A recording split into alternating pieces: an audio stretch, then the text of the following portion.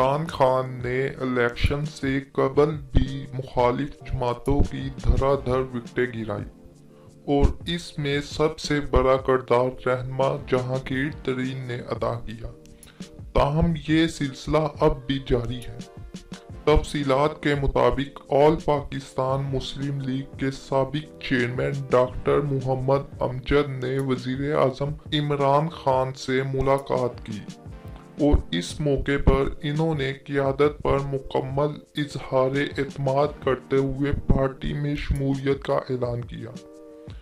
وزیر اعظم عمران خان نے محمد امجد کو پارٹی میں خوش آمدید کہتے ہوئے پارٹی پرچم بھی گلے میں پہنایا اور مبارکباد بھی دی۔